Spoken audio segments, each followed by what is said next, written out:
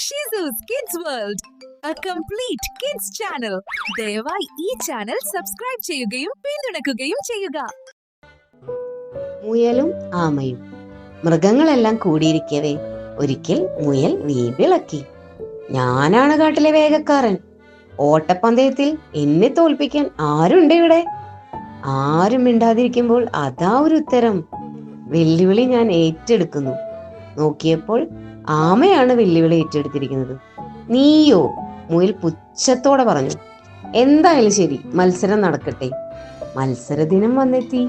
മത്സരം ആരംഭിച്ച ഉടൻ തന്നെ മുന്നോട്ട് കുതിച്ച മുയൽ ആമയെ അതിദൂരം പിന്നിലാക്കി.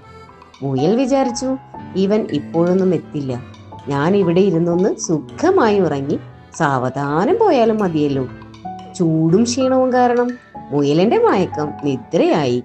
അവൻ നന്നായി ഉറക്കത്തിലാണ്ടപ്പോഴാണ് ആമയുടെ വരവ്. ആമ മെല്ലെയാണെങ്കിലും നിർത്താതെ ഓട്ടം തുടർന്നു. ഉറക്കമുണർന്ന മുയൽ കാണുന്നത് ലക്ഷ്യസ്ഥാനത്തിനടുത്ത് നിൽക്കുന്ന ആമയെയാണ്.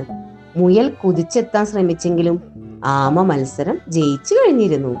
ഗുണപാഠം: അഹങ്കാരി പരിഹാസ്യനാവും, പയ്യെ തിന്നാൽ പനയും തിന്നാം.